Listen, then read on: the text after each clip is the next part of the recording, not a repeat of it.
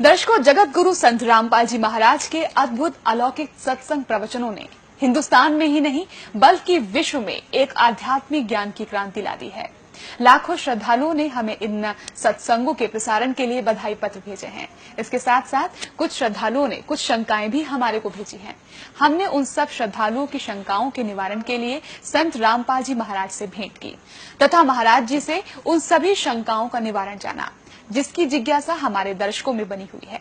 तो आइए अब जानते हैं परम पूज्य जगत गुरु तत्वदर्शी संत रामपाल जी महाराज से आपकी हर शंका का समाधान। महाराज जी, हमने सुना है कि आप जी श्री ब्रह्मा जी, श्री विष्णु जी, श्री शिव जी आदि देवताओं की पूजा छुड़वाते हैं, क्या ये उचित है? ब्रह्मा विष्णु महेश को हम छुड़वा सकते हैं? हम कोई बालक हैं? परमात्मा कबीर जी आदरणीय गरीबदास साहिब जी को सतलोक लेकर गए थे। वह सब सतीथि से परिचित करा कर ब्रह्मा विष्णु महेश की सतीथि से परिचित करा कर वहां पे छोड़ दिया। उसके बाद उन्होंने कहा था, तीनों देवा कमल दल बसे, ये ब्रह्मा विष्णु महेश, प्रथम इनकी वंदना फिर सुन सतगुरु उपदेश। उन्होंने कहा था कि तीनों ब्रह्मा विष्णु ये तीनों देवा कमल दल में बसते, हमारे कमलों में, इन दलों में अंदर रहते हैं, और प्रथम इनकी वंदना, ये मंत्र जो करते हैं इनकी साधना करते हैं, और फिर सुन सतगुरु उपदेश, सतगुरु के ज्ञान को सुनो और उसका पूरा कंप्लीट कोर्स लो, तब ये बात बनेगी।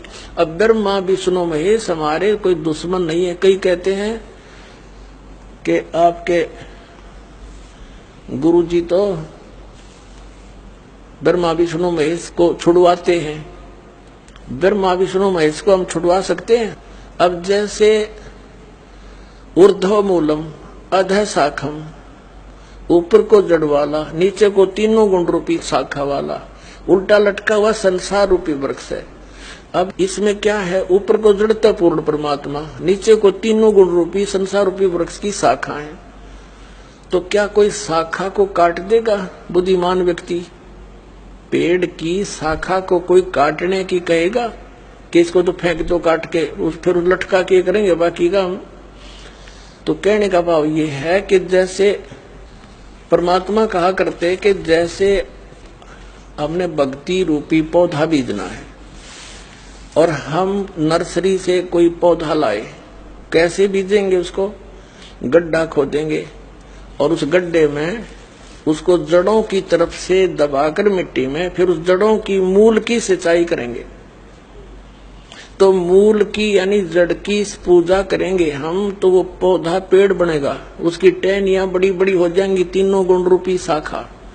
तो उन शाखाओं का फल लगेगा, और फल के लिए हम सारा प्रोसेस अपना कर रहे हैं, फल प्राप्ति के लिए हम कर रहे हैं। तो वो हमने तोड़ने नहीं होते, हमने ऐसे करना है, अपनी way of worship according to the spiritual करना है, शास्त्रों के अनुसार करना। देखना, ये समझ लो हम एक पौधा लाए तो ये है बुद्धिमता। जड़ों को गमले में यानी मिट्टी में डाला, दबा दिया और पूजा शुरू कर दी, सिंचाई। ये जड़ कबीर परमात्मा है इस संसार रूपी वृक्ष की। अब ये हमने जड़ों को पूजना है, इन ब्रह्मा विष्णु महेश की पूजा नहीं। हम क्या कर रहे हैं? ऐसे कर रहे हैं। ये बता, बालका वाला काम कर रखे हमने, हंसी नहीं आवे। हम ऐसी पूजा कर रहे हैं, उल्टा काम कर दिया हमने। ब्रह्मा विष्णु महेश को हम इष्ट रूप में पूज रहे हैं, गमले में ला दिए ब्रह्मा विष्णु महेश और ये पूजा कर रहे हैं। तो कोई क्या कहेगा? समझदार व्यक्ति ने घर सीधा कर ले इसने, और वो लड़े, हट जा दूर, खबरदार तूने क्या कर दिया। अब देखो, जड़ छोड़ दी हमने, अब जड़ ऊपर रहेगी तो भक्ति रूपी पौधा सूख गया। ये यूजलेस है, ये शास्त्र विधि को त्याग कर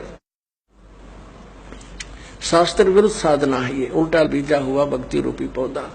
और हमने ऐसे करने को कहा, तो इसमें इसकी पूजा करेंगे भगवान कबीर साहब की, फिर हमारे शास्त्र अनुकूल कर्म बनेंगे। शास्त्र अनुकूल संस्कार होने से ये फल ब्रह्मा विष्णु महेश ने देना हमारे को, क्योंकि यहाँ के ये प्रधान है, इनका फल लगेंगे। अब इसका प्रमाण देते हैं। अपने आत्मा परमात्मा ये कहा करते, तुम साधना ठीक करो, और फिर आपको लाभ होगा पूरा। अब तुम साधना कर रहे हो उनकी जो आपको कुछ दे ही नहीं सकते। अब जैसे आप किसी फैक्ट्री मालिक की नौकरी कर रहे हो, तो नौकरी उसकी कर रहे हो, आपकी हाजिरी लगकर तनख्वाह बनकर कैशियर के पास आती है, अकाउंटेंट के पास आती है।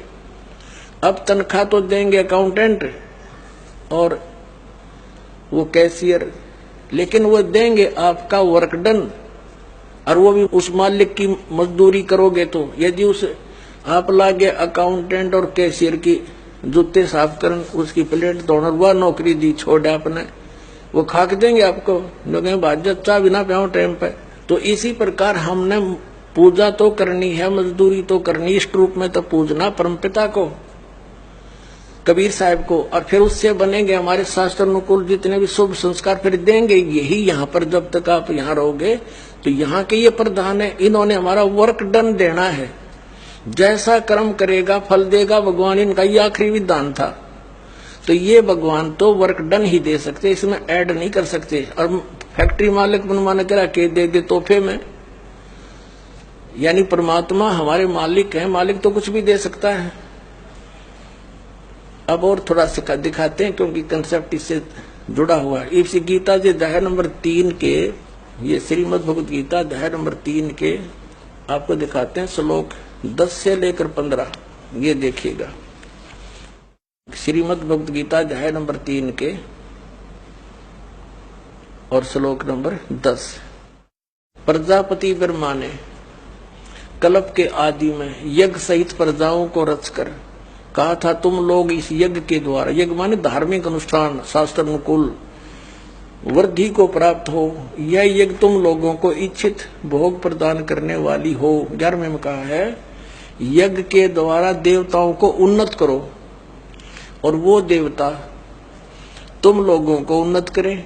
इस प्रकार निस्वार्थ भाव से एक दूसरे को उन्नत करते हुए तुम लोग कल्याण को प्राप्त हो जाओगे।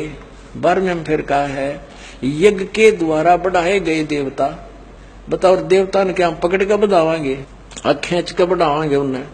अब ये विधि बता रखी है कि शास्त्र अनुकूल साधना करने से, जड़ की पूजा करने से ये तीनों देवता रूपी शाखा बढ़ जाएंगी, बड़ी हो जाएंगी, फिर ये फल देंगे। देखिए, यज्ञ के द्वारा, शास्त्र अनुकूल साधना के द्वारा बढ़ाए हुए यानी बढ़े हुए देवता, ये तीनों शाखाएं तुम लोगों के बिना मांगे ही इच्छित भोग निश्चित देते रहेंगे। उन देवताओं को दिए हुए भोगों को जो पुरुष उनके बिना दिए स्वयं भोगता है वह चोर है। अब क्या सिद्ध हो गया कि जैसे हम मूल की पूजा करेंगे, मूल की यानी जड़ की पूजा करने से टहनी बड़ी हो जाएंगी, ये देवता बढ़ गए, बड़े होकर ये फलों से लथपथ हो जाएंगी, ये टहनी बिना मांगे देंगे अपने आप, क्योंकि हम मूल की पूजा कर रहे हैं तो अपने आप इनका बस की बात नहीं, देने पड़ेंगे फल हमारे को। आगे देखो, और जो फिर कहते हैं धर्म दान नहीं करते तो वो तो चोर हैं, वो फिर स्वयं भोगता है बिना गुण को दिए यानी बिना कुछ दान किए तो चोर है। 13वें में कहा है, यज्ञ से बचे हुए अन्न को खाने वाले श्रेष्ठ पुरुष सब पापों से मुक्त हो जाते हैं, और जो पापी लोग अपने शरीर पोषण के लिए ये अन्न पकाते हैं वे तो पाप ही खाते हैं। इसका कहने का भाव यह है, अपने आत्माओं, यहाँ पर सतलोक आश्रम बरवाला जिला हिसार हरियाणा में पूरे विश्व में एक ये स्थान है जहाँ शास्त्र अनुकूल साधना होती है। अब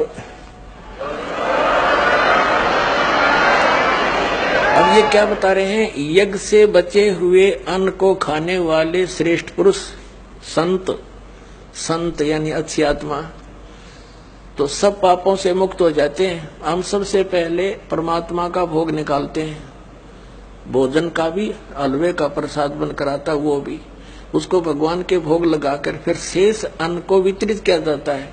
तो ये कहते हैं यज्ञ से बचे हुए अन्न को खाने वाले संत, साधु संत भक्त, यज्ञ से बचे हुए अन्न को खाने वाले संत है यानी साधु संत भक्त आत्माएं, अच्छी आत्माएं सब पापों से मुक्त हो जाते हैं। अब कहने का भाव ये है कि यहाँ पहले भगवान को भोग लगा के शेष बचे हुए अन्न को उसके बच्चों को वितरित किया जाता है। वो महापाप नाशक बन जाता है। तो यहाँ आओगे तो सारी साधना मिल लेगी आपने, तो सब पापों से मुक्त आप होगे। ज्ञान सुनोगे, धर्म यज्ञ, ज्ञान यज्ञ, प्रणाम यज्ञ, सारी यज्ञ, सब साधना, पूरा ट्रीटमेंट दिया जाएगा। फिर कहते हैं जो दान धर्म नहीं करते हो तो चोर है भगवान के।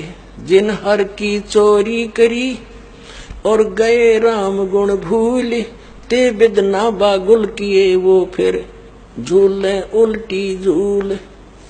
कहते हैं जिन हर की चोरी करी, भगवान ने जो आपको दान दिया है, धन आपके संस्कार में, उसको आगे दान जो नहीं करता वो तो चोर बताया भगवान का। तो फिर क्या बताते हैं देखिएगा, आगे इसमें निष्कर्ष निकल रहा है।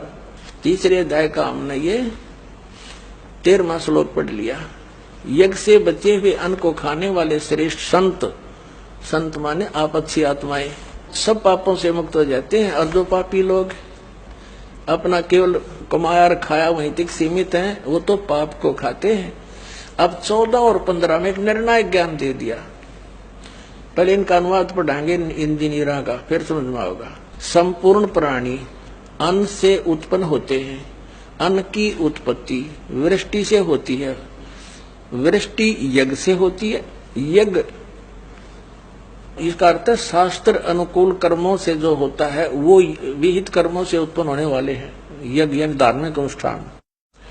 और कर्म समुदाय को तो ब्रह्मो उद्भवम, इन्होंने ब्रह्म का अर्थ वेद कर दिया है। कोई बात हुई, ब्रह्म का अर्थ वेद कर दिया।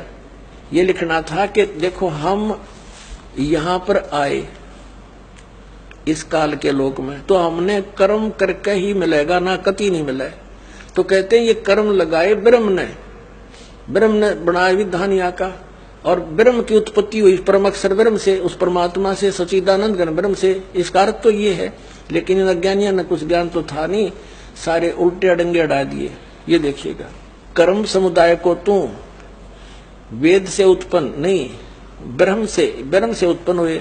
और ब्रह्म अक्षरम उद्भवम अविनाशी परमात्मा से, यहाँ ब्रह्म लिखना था, ब्रह्म ये काल अविनाशी परमात्मा से उत्पन्न हुआ जान।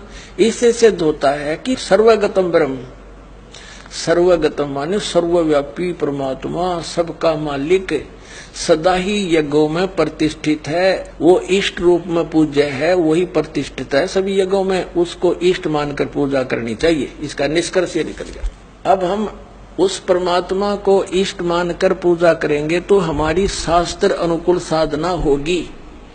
और इसमें कहा कि सारा जो शास्त्र अनुकूल साधना करने से हमारे शुभ संस्कार बनेंगे। ये भक्ति रूपी पौधा बड़ा होगा, ब्रह्मा विष्णु महेश के पास हमारे संस्कार जाएंगे। और ये बिना मांगे आपको देंगे, आपको बिना मांगे देंगे। जैसे फल लदपद हो गए टहनिया के, आप भी खाओ, रिश्तेदार भी ले जाओ और पड़ोसी भी तोड़ ले जाओ तो भी समाप्त ना हो। तो इतना इस प्रकार हमारा ये पूरा भक्ति क्रम पूरा होता है। तो हम आपको सबसे पहले परमात्मा ने कहा है कि तीनों देवा इन कमल दलों में बसे, ये ब्रह्मा विष्णु महेश, और प्रथम इनकी वंदना और फिर सतगुरु उपदेश। तो हम इनकी पूजा नहीं कर रहे, हम किसी का किराया दे रहे हैं। जैसे हम टैक्स भर रहे हैं बिजली का, हम बिल भर रहे हैं इसका टेलीफोन का, वो पूजा थोड़ी कर रहे हैं, वो तो हम उनको दे रहे हैं। तो हमें हमारी सुविधाएं जारी रखेंगे, नहीं देंगे तो कनेक्शन काट देंगे। तो हम शास्त्र अनुकूल साधना कंप्लीट कोर्स ना करके अपनी अपनी डफली पीट रहे हैं, जिस कारण से हम परमात्मा से मिलने वाली साधना से वंचित होकर के हम नास्तिक होते जा रहे थे। अब परमात्मा ने दया करी आपके ऊपर और इस दास के ऊपर। इस दास को बनाया वो तत्वदर्शी संत, और जो ज्ञान परमात्मा 600 वर्ष पहले छुपा के थे खजाना, इस दास को चाबी दे दी। अब दास ने खोल दिया उसके बच्चों के सामने। अब खाओ और खर्चो, चलो सतलोक में।